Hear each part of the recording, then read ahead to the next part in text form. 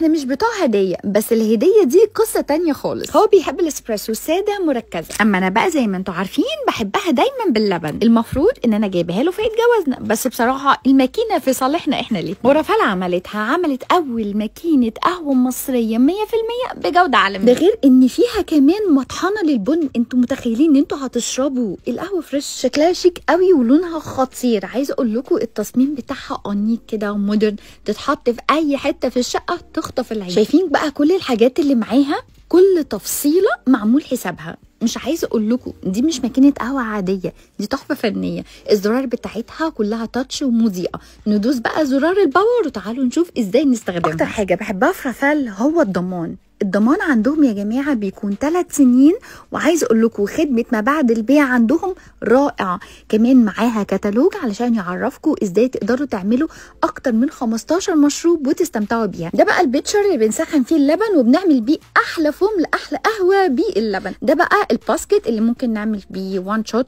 او دبل شوت من الاسبريسو حسب ما احنا بنكون عايزين. ده بقى التمبر اللي لازم ندوس بيه على القهوه بعد ما نطحنها كويس جدا، وهقول لكم ازاي. ده بقى مش عايزه اقول لكم باسكت قوي جدا، عشان ده بتاع الدولشي جوستو اللي بناخد بيه بقى مشروبات مختلفه بنكهات مختلفه زي الكراميل والفانيليا وحاجات تانية كتير. اول حاجه بقى يا جماعه انا بجيب تانك الميه اللي بياخد 2 لتر ميه، وده هيريحنا كتير، مش كل شويه هنزوده. غسلناه وركبناه، وتعالوا نشوف هنعمل ايه. اول حاجه بس كده قبل ما بنستخدمها بنحاول ان احنا نفلترها.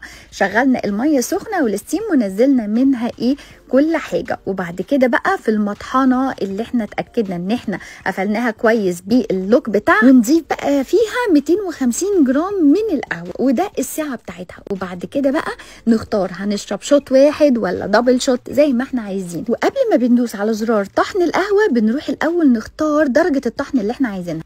انا اخترت الدرجه 8 ودي بتكون افضل درجه. ممكن ندوس على زرار بالشكل ده اللي هو تاتش، او ممكن ندوس دوسه على الدراع ودوسه تانية على الدراع، وبكده نكون طحنا وكمان خلصنا. بعد ما بناخد بقى البن عندنا لازم يا جماعه بالتمبر او مكبس القهوه نكبسه كويس جدا، وده بقى علشان ناخد شوت ما حصلش بفوم خطير. لازم البن عندي ما يعديش العلامه دي، ولو لقيته معدي العلامه دي على طول بالفرشه اللي معايا من ضمن الاكسسوارات بتاعه الماكينه بروح شايله الحبه دول، وهنا بقى بحطه في المكان اللي هينزل لي بقى احلى شوت اسبريسو.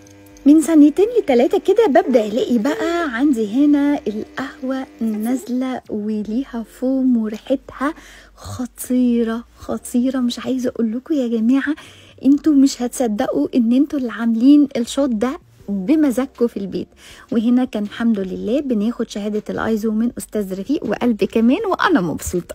ولو انتوا زي بقى بتحبوا المشروبات بنكهات مختلفه زي كراميل وفانيليا، فهاتوا بقى كبسولات دولشي جوستو وحطوها في الباسكت ده، وتاكدوا كويس جدا من صوت التكه، وهتاخدوا دلوقتي احلى مش عايزه اقول لكم مشروب خطير يجنن بنكهات مختلفه جدا جدا جدا، والفوم فيه ما حصلش. اما بقى لو انتوا بتحبوا الكابتشينو فعايزه اقول لكم في ثانيه واحده هنعمل احلى كابتشينو. عملنا شوت اسبريسو هنركنه على جنب، ونجيب لبن ساقع من التلاجة، وده مهم جدا نحطه فيه وعاء اللبن، وبدراع الستيم بقى نعمل احلى فوم نحطه عندنا هنا على الاسبريسو، واشربوا بقى كابتشينو وادعوا لي.